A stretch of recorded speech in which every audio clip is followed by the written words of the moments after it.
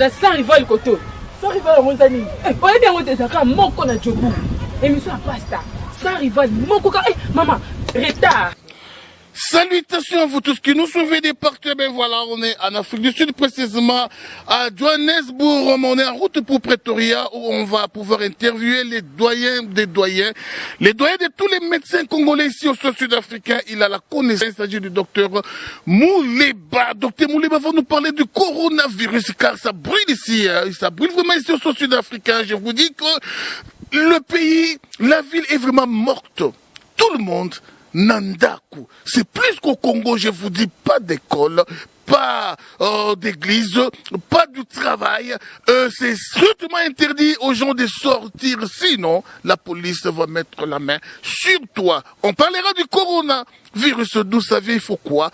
Il faut quoi pour éradiquer ces virus? On parlera de l'UDPS, l'UDPS qui se déchire de part et d'autre, même ici au sud-africain, l'UDPS vraiment divisé. Pas trop de commentaires, mais voilà, c'est son rival.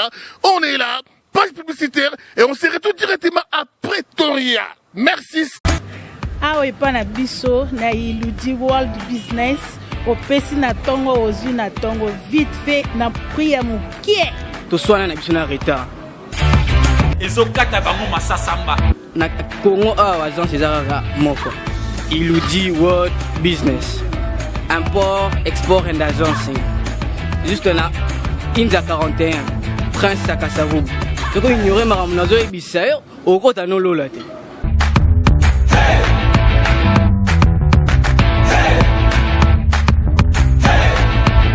Je suis précisément à Pretoria, en Afrique du Sud. Naye Kokutanana, un des hauts cadres, il y a UDPS, Afrique du Sud. Alors, Masoleza Kati, Yakosolola Ebele, l'UDPS, franchement, il faut faire quelque chose.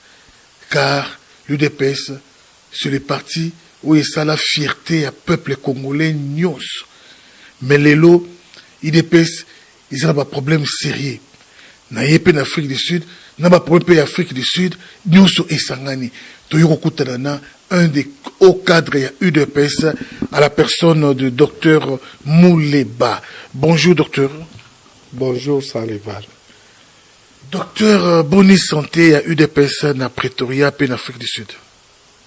UDPS na Afrique du Sud awa lokola yomoko za membre ya UDPS oyebindengo tikela kiango ezaki na kamwa kokoso mikolo yo to sepela ki kamwa muke parce que ligue au moins ya ba jeune comme il fonctionner dernièrement ba organisaki fête anniversaire à IDPS il y a 38 ans to sangana ki biso nyonso kuna elongo poto ko partager moi muke otozaki nango pour la fédération kokoso nano esilite mais tozana elikia ke nani exécutif national na niveau à Kinshasa mikolo oyo ekoya bako zoambano po bako kakobongisa makambo ya fédération ya UDPS Afrique du Sud et loko nde toza kolela ke boyokani fo ezala po batu baza ko kanisa ke UDPS ezali fait privé UDPS eza parti moko national eza patrimoine national batu bakufela po na UDPS oyo batu. Moi je crois que docteur, avant de aborder, allons point par point, avant d'aborder UDPS Afrique du Sud, Namakamuna Yango Tokei, avant d'aborder UDPS, il y a Kinshasa ou national, Namakamuna Yango Tobanina na Oye Afrique du Sud. Docteur Mouleba avec sa base, Docteur Dikamba avec aussi la sienne. 3 UDPS. Docteur Mouleba na base naye, Docteur Dikamba na base naye, Docteur Vangu na base naye. Alors, Docteur Tokeno na Dikamba. Ozo reprocher Dikamba na nini? Il est incompétent ou il est compétent? Il peut vraiment gérer la fédération? Est-ce que Azako répond à la critère nyonso oyo esengeli pour na cause la président? Il y a UDPS Afrique australe ou Afrique du Sud. C'est très important. Et puis, Talisa Bisso, qui est Dikamba? Dikamba nani CV naye par rapport à candidature naye na présidence ya fédération UDPS.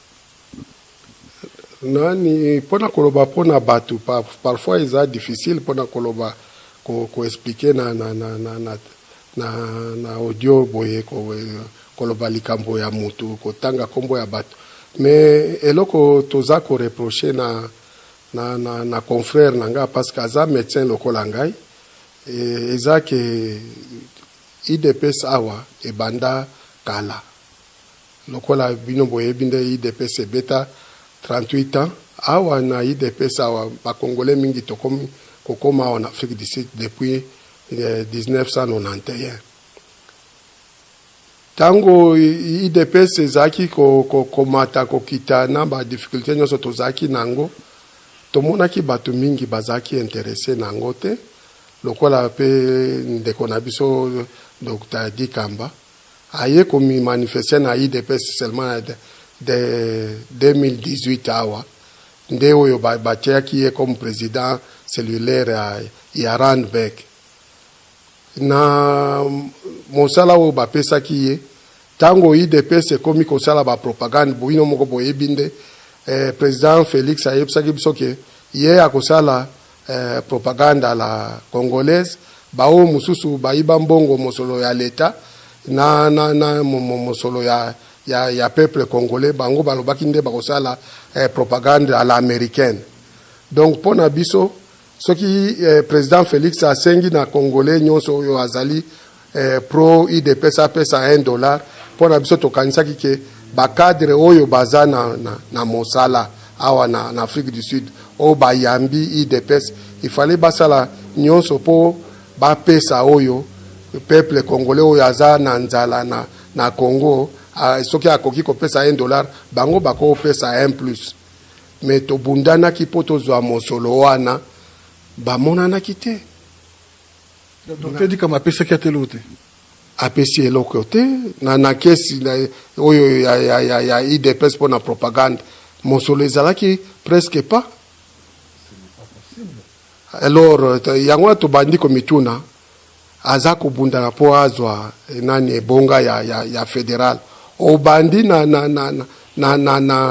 niveau ya se olingi o matati okoma na échelon oyo ya likolo esalamaka te critère nini oyo ya statut na biso oyo toyebi oyo kinani Dikamba aza ko remplir pour comme président fédéral même vice-président azo mérité yango te po awa na Afrique du Sud. Mais bato misu baza soutenir ye pourquoi clientélisme et tomonaki na ba discussion tozo sala akoya na ba discussion na mwasi na ye na bandeko na ye baya ko embrouiller bato oyo na Kinshasa bato bazoloba bakuya o toyebi ke tango masolo a IDPS ezako leka en Afrique du Sud bazaki kokota ngote tozaki nde kosolo na bango ba masolo moko général oya ba congolais entre congolais mais qu'on s'intéressait comme tel na IDPS bato ye a memi bazalaki te na tango IDPS ezaki kobundana. Yasolo siko parler un peu de vous. Je voulais pas vraiment m'éterniser à poser aux questions sur ce que kobeta compétence na yo et zalaki mieux mutumsoloba sur docteur Muleba. Mais maintenant je me sens dans l'obligation de le faire. Bete la biso lisolo ya compétence yo docteur Muleba. Est-ce que ozali à mesure ya kokamba UDPS Afrique du Sud, Afrique australe en tant que fédéral? Ngai nasali mingi na IDPS depuis que nazali awa en Afrique du Sud to komi awa na Afrique australe depuis 1991. Depuis ba période wana nazalaki kaka membre ya IDPS membre simple na 97 na komi très actif na komaki membre actif ya IDPS awa Pretoria et ti nasali ti baye ko elevenga na rang ya président sectionnaire à Pretoria et puis na niveau à fédération baye ko rappelenga po na tika ebonga président ya section en Pretoria na rejoindre fédération bureau ya fédération ya South Africa. Tosali mingi na président Mutombo, tosali mingi na Kimwana, tosali pe na bavangu. Ngai tango manungu ekotaki awa makamwa nani incompréhension ekoti ngai na ebisaki batuke lokola makambo ekomi boye malamu to sala nyonso to rejoindre Félix parce que yende monani ke aza joker na biso ya sika lokola base eza koloba mwana nkoi azali nkoi effectivement Félix aye kodémontrer ke aza nkoi ya solo stratégie na ye na baoyo bazaki nzinga na ye ememi biso na pouvoir oyo tozaki kolela banda bambula na bambula. C'est vraiment, docteur Mouleba, à quoi vous allez reprocher docteur Vango? Tu le beli base ya di kamba leader na yango, tu le beli yo et puisque docteur Vango, parce que docteur Vango, entre parenthèses, il avait désavoué Félix, il a désavoué Tshisekedi, c'est ce qui est la base. Il critiquait, a saboté le président Fati, et jusqu'à présent, il se comporte au-dessus de la mêlée, il ne cherche même pas à se rabaisser. Voilà ma critique base de ça, la docteur Vango. Alors, yo c'est quoi, en tant que cadre et leader, à quoi vous aurez reproché docteur Vango? Ngai question ya docteur Vango ezali difficile pour nangana na kokolo bango awa parce que Vango ye moko azali na South Africa oyo azana monoko akoki koloba komi défendre ye moko na ndenge ekoki aza mutu moko aza makasi pona na ndenge wana akoki kobimisa maye manso azali nango na motema na ye azali available azali awa na South Africa mais eloko na koki kokoloba ete que eloko nde naza ko reprocher na bakonzi ya Kinshasa ebongaki ke bango po ba lever malaise moko ezalaka awa na South Africa po bango ba démissionnate ba signifia bango pe bango tende balongola bango na parti ba pona bango ba mi considérer kaka baza IDPS malgré que ba IDPS sango eza ebele mais ba se considérer kaka nde bazali IDPS et que ba kumisaka président Etienne Tshisekedi lokola biso banzo to salaka yangwana normalement pour une administration etambola malam il fallait bakonzi ya Kinshasa oyo bazali na exécutif national baluka moyen bakutana na bango ou bien na mokanda ou na ba phone po bakoka kosola na bango po baye ba position na bango ezate ngai nde na pesa position na bango et puis soki balingi ke bango ba continuer te comme na fédération na lokola toyebi ke na mukanda kombo na bango nde ezali ti leloyo ebongi malamu basololi na bango pe bayebisi bango oyo bango baza nango na motema bango pe bayebisi bakonzi ya Kinshasa oyo baza nango na motema soki pe kokabwana bakabwani na malamu nyonso. Je crois bien que son rival na optique toujours ya musala na ngai j'aurais à chercher docteur Dikamba na yokaye na oblak image j'irai plus loin yakuta na pena docteur Vango Jean-Marie ndeko Chilenge staff noso ya base ya kala koyoka pe bango alors bino nde peuple bino bolanda biso bino base bokolanda bino mokonde boko juger nani oyo a mérité bachaye fédéral dans UDPS Afrique australe parce que nous avons perdu les pédales. Acceptons que naba fédération nyoso ya monde entier à UDPS fédération oyo vraiment bazaba perdante monene za Afrique du Sud vraiment to reculer to perdre pendant que combat oyo Afrique du Sud de Bunda et l'équipe combat ya monde entier s'il vous plaît.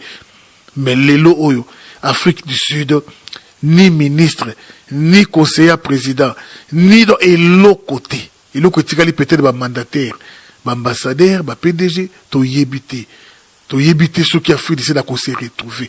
Alors bande ko na ngai za nini au juste toki na deuxième chapitre ya masolo na biso avec docteur Mouleba. D'une part il y a l'exécutif Tobengi Jean-Marc Kabound, président Aïe à UDPS, et le secrétaire général ya UDPS Kabouya Bakabwani na ba Paul Chilumbu na ba Jacques Chabani vraiment moto pe la makasi.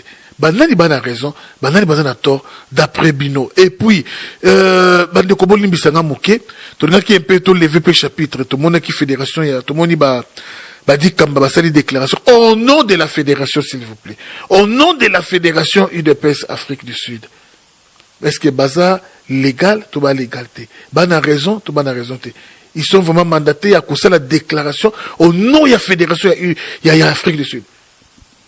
Baza mandaté secrétaire général na période moko yemoko alobakango na bilili ke fédération ya Afrique du Sud jusque là sur papier eza kombo ya prof Vangu na Willy Chilenge nde bazali na papier eza tende à reconnaître bango ou bien que à confirmer bango mais nde a yebisi ke na mokanda ezabwe oyo nyonso yaza ko se autoproclamer wana ye ayebi yete. Alors quelque part vraiment tout makala moto le stopper sandé fédéral nani direction nationale ndenge bango batikali na bango kotala kaka bato bazobunda ba potana na Afrique du Sud bango bakata makambute ti lelo vraiment Jean-Marc Kabound a réagi ça té ba mona te ba mona te Kabouya a réagi ça té ba mona te na papier parce que il dépêche lelo oyo même ba Germain Chabani bazolo belikama ba test na ba test zaka comme ba docteur Vangu mais jusqu'à présent, en tout cas, ma commande est habité. Docteur Mouleba, nous faisons la course au temps. Na Bokabodi, où ils allaient entre le groupe de Kabound et le groupe de Jacques Chabani. Banani bana raison, banani bana tort. Ezali pasi mingi pona komona ke makambo wana ezo salamana na Kinshasa na niveau à partir na biso batu bakomi ko seka biso batu bakomi ko loba bango na bango bakomi ko bundana eza soni. Et bongaki ke ba oyo baza ko kamba biso baza likolo na biso ba koka ko kama ko kinyoso ba fanda ba koka ko loba makambu nyonso na ba bongisango na ndenge ya kati ya ndako me oyo ebimi na libanda wana na ba nani ba journaliste nyonso ba komi ko loba na bato a perdre na banguna na biso mingi o bino boyebi ba komi ko profiter nango po ba panza IDPS wana eza soso eloko eza kopesa biso pasi mingi na motema to biso awa na South Africa lokola yo moko olobi yango eza fédération moko munene oyo esali mosala munene na niveau ya parti soki na bandi kopesa yo kaka ba exemple oyo mosala oyo biso tosala awa na nani kobanda koyamba président ero na biso Etienne Tshisekedi awa na Afrique du Sud mbala na mbala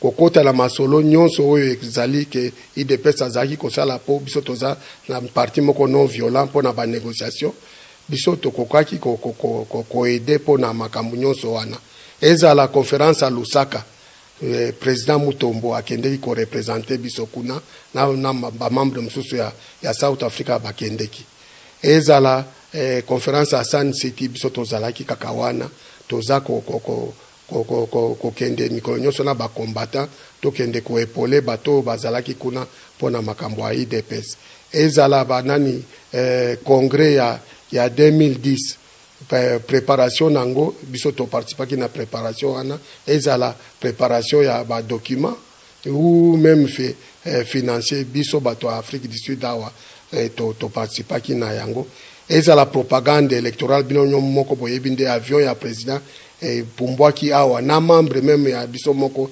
ya Afrique du Sud oyo azaki na kati akendeki partout oyo président akendeki mpona propagande na ye électorale eza la financement ya campagne wana biso topesaki mosolo oyo ekoki mpona participation na biso ezala elongombani na ndenge fédération extérieure ya bato oyo bazali kosala oyo bakokaki kopesa topesaki même tofinançaki print ya imprimerie mpona propagande tricot nini mpona député mpe na kati ya mboka après wana makambo oyo elekiaki na nsima na liwa ya hero na biso tosalaki misa na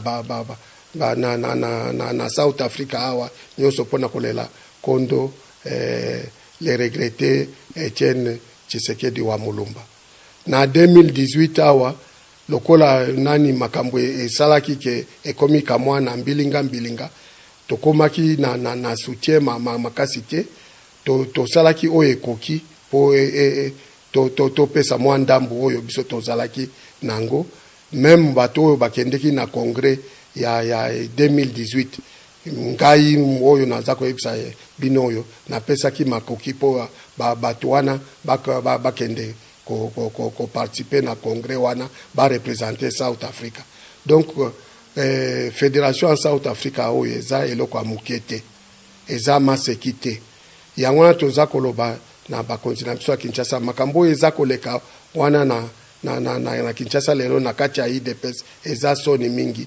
Il faudrait que tolingi topesa raison to tort na motu moko te biso awa na South Africa toyamba président Etienne Tshisekedi ye moko na tango azaki na maladi 2 fois toyamba ye awa Belgique baleka awa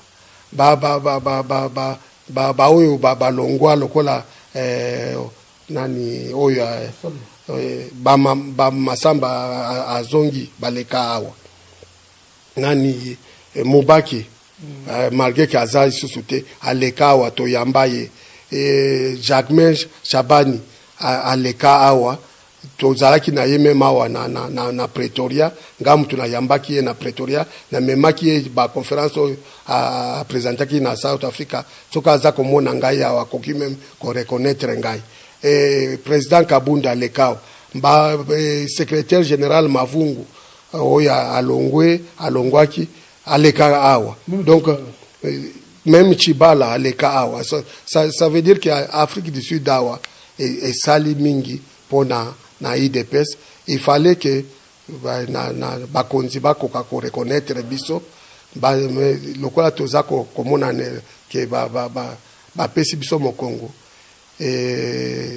matata nyonso eza koleka na niveau ya Kinshasa kuna ezali po bato baza kolela bakombatant baza kolela babit tosali musala oyo ekoki oyo emonani mais eza lokola basundoli biso mais biso lokola toza na motema ya boboto motema ya pole toyokaka makambo bakonzi balobaka président na Londres ayebisaki bato alobi te bozala motema presse mingi te bokitisa motema alobaki te alingi bato oyo bazali na patience te biso to comprendre tolobi te nani Congo eza mboka monene IDPS eza parti monene sikoyo peut-être que eza toza na coalition yango wana ye pe aza na matata ya ko encadrer bato nyonso ya bakombatant na base mais toza na elikia ke ekosala makaka.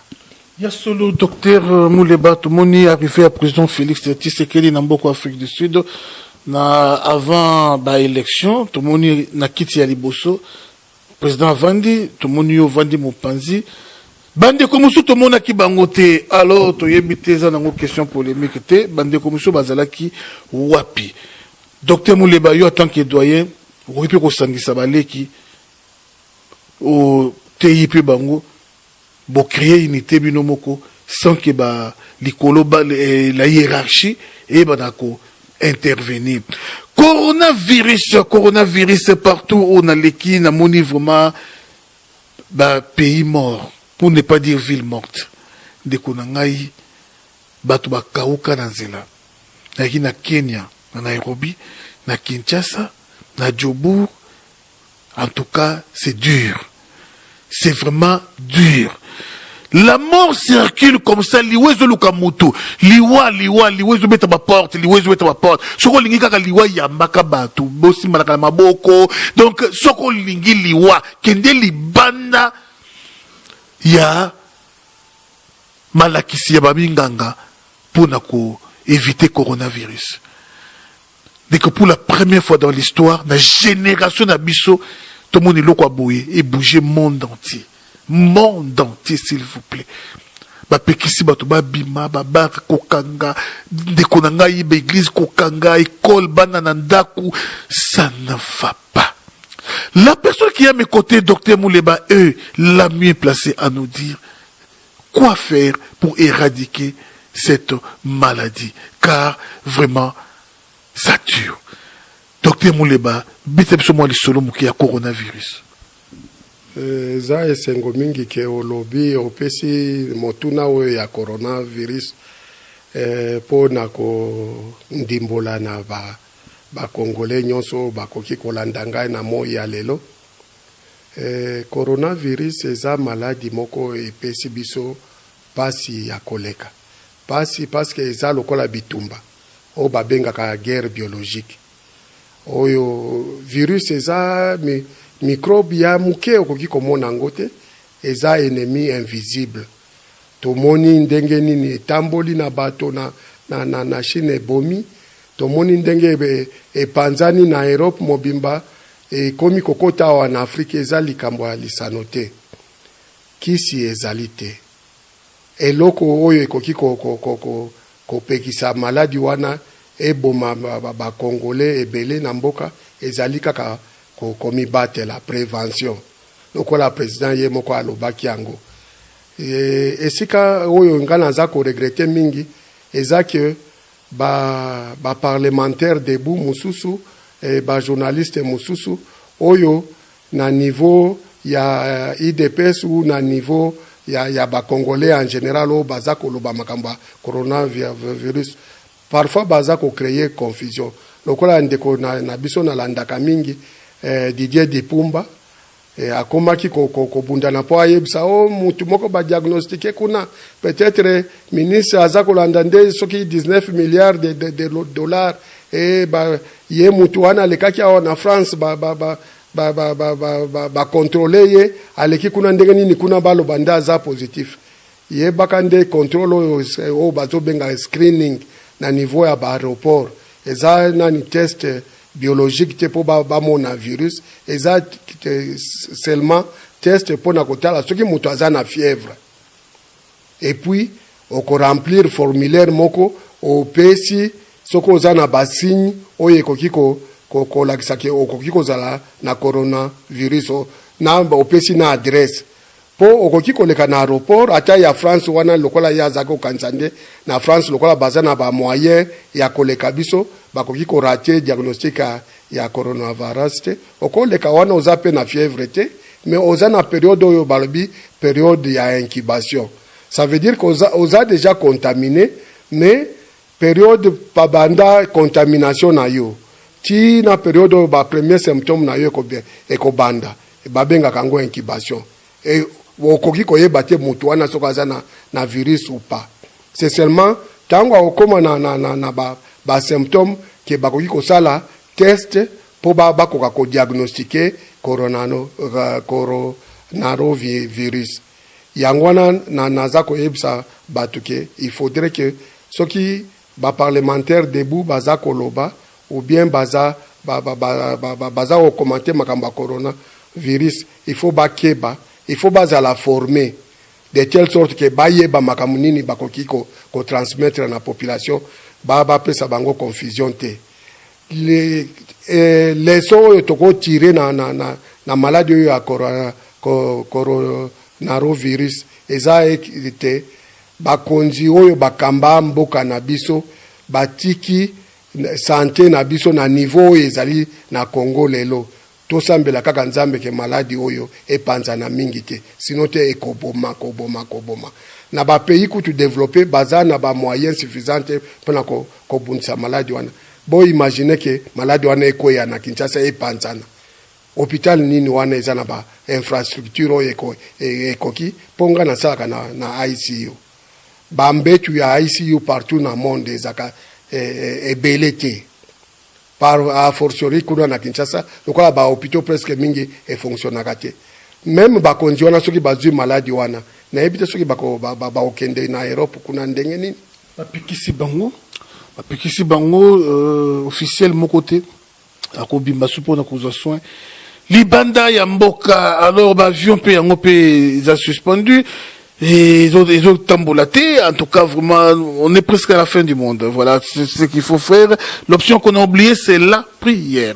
Je dis, Tibi Joshua dit que d'ici la fin du mois de mars, le 27 mars, à Ponika date, il y a anniversaire, il y a son rival, la Medina, des gros bisous à toi. Le 27 mars, des coronavirus écosila. Les coronavirus écosila dans le monde entier, d'après Tibi Joshua, pasteur Pebele, meki ko intervenir, Sonika Futa, tel, Sikatenda, pour na makamu ya suspension, il y a culte.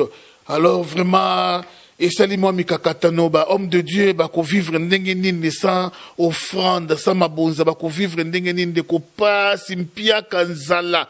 Et quand tu m'as cassé de banda ko pasteur, pasi makasi ndeko na ngai ya solo sikatenda lancer défi à lobby ba pesa batu nyonso batu bazwa coronavirus ba dispasser bango pa ba pasteur comme ça ba sambela bango batala pasteur wa lekina nguya. Alors défi wana eza uti na mulimo na nzambe to uti na sentiment ya mokili ya ko luka leadership on ne sait jamais bandeko na ngai eza ko inda to komi na suka masolo na biso avec docteur Muleba, un géant. Docteur Muleba, mot de la fin pour dans l'élo, bateau baza kolandayo partout pour tokozonge la leso subino dans l'ensemble base au Izali Awa na Afrique du Sud. Moi liloba yasuka bazola nona président Aïja Markabound, président Félix Tshisekedi et puis Kabouya, tout le monde.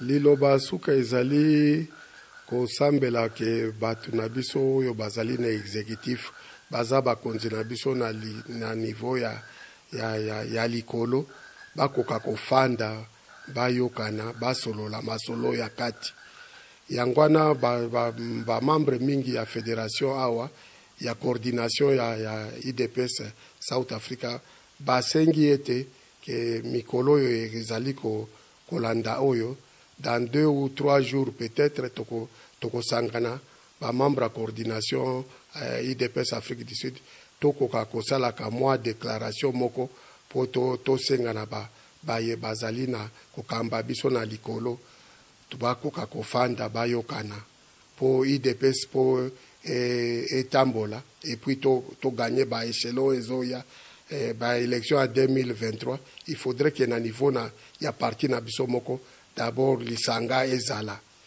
ye moko kondo Etienne Tshisekedi héros national na 2011 yamboke ba élection esalama apesa ki amnistie na baye banso balongwaki na IDPS ke bakoka kozonga alors que ye azalaki tout puissant azalaki grand joker mais amonaki ke il faudrait que makasi nyonso ya bato ya IDPS ezala na kati po tokoka kolonga ba élection wana a fortiori biso lokola totikali il faudrait tolanda mayele na ye soki toko compter na ba allié il faudrait tozala nanu entre biso na biso tozala nanu makasi po tokoka ko affronter avant to banda ko compter na ba allié na 2023. Entre Moubaké, Volonté Moubaké et Vital Kamere, qui peut aider le président Félix et qui peut aider l'UDPS. Bo Pesangai et Yano. Na numéro, Nangai Boyebi très bien sûr, WhatsApp, kaka même numéro, en Afrique du Sud, même numéro 082 76 29 444. Merci vraiment à vous tous qui avez prêté attention à cette tranche. Merci Nabino Nyonso Bolandi Biso, Tokomina Souka, et encore une fois merci na Docteur Mouleba pour na cadre qui toko un château vraiment bande konanga Afrique du Sud ba mona capacité beaucoup samate na yamba mina château ya Docteur Mouleba na Pretoria. Donc, baza batu ya pasité, baza na ba moyen na bango, mais balinginde ko soutenir mboka, balinginde ko soutenir PUDPS, balinginde pe ba salela mboka, parce qu'ils ont souffert longtemps na parti, baza pe na droit, ya koyeba na ko bénéficier na gâteau, oyo e pesa meli biso, na zela ya UDPS. Merci encore une fois. Merci na maestro grand couturier na Djobour, commandant Anderson Charlie Mingedi Bazako Kamba communauté congolaise na Afrique du Sud Mobimba Moussala qui toko pour na bino vraiment bravo encore une fois la pasteur Salomon Luxel na Pretoria. Merci encore une fois na Docteur Mouleba. Merci vraiment tokutani mbala esima. Merci mbote alosako pona coronavirus eza epekisami mais lokola outi mosika na pesi yango quand même. Merci vraiment, merci. On a été testé, c'est sur l'examen négatif, sans rival négatif, président Félix Tshisekedi négatif, Docteur Mouleba négatif. Yopé ça et sa test. À la prochaine.